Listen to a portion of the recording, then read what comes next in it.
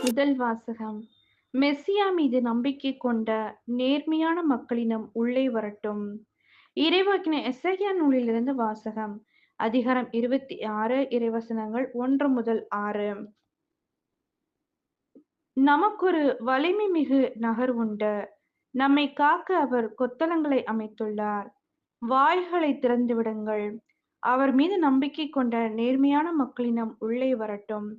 அவர்கள் மன உறுதி கொண்டவர்கள். உம்மீது நம்பிக்கை உடையவர்கள். அவர்களை அமைதியால் நீர் உறுதிப்படுத்துகின்றீர். ஆண்டவர் மீது என்றென்றும் நம்பிக்கை கொள்ளுங்கள்.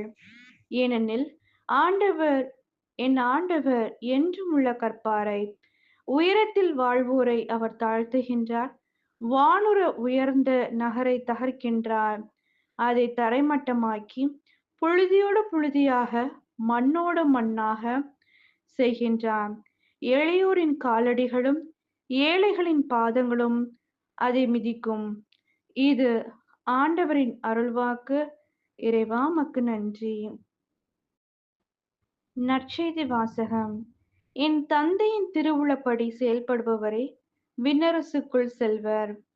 மத்தேயு எழுதிய தூய நற்செய்தியிலிருந்து வாசகம். அதிகாரம் 7, இறைவசனங்கள் 21, 24 முதல் 27.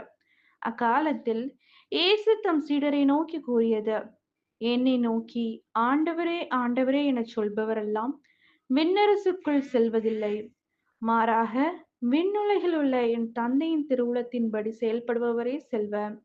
ஆகவே நான் சொல்லும் இவ்வார்த்தைகளை கேட்டு இவற்றின்படி செயல்படுகிற எவரும் பாறை மீது தம் வீட்டை கட்டிய அறிவாளிக்கு ஒப்பாவர். மழை பெய்தது, ஆறு பெருக்கெடுத்து ஓடியது, பெருங்காற்று வீசியது. அவை அவ்வீட்டின் மேல் மோதியும் அது விழவில்லை. ஏனெனில் பாறையின் மீது அதன் அடித்தளம் இடப்பட்டிருந்தது. நான் சொல்லும் இந்த வார்த்தைகளை கேட்டு இவற்றின்படி செயல்படாத எவரும் மணல் மீது தம் வீட்டை கட்டிய அறிவிலிக்கு ஒப்பாவர். மழை பெய்தது, ஆறு பெருக்கெடுத்து ஓடியது, பெருங்காற்று வீசியது. அவை அவ்வீட்டை தாக்க அது விழுந்தது.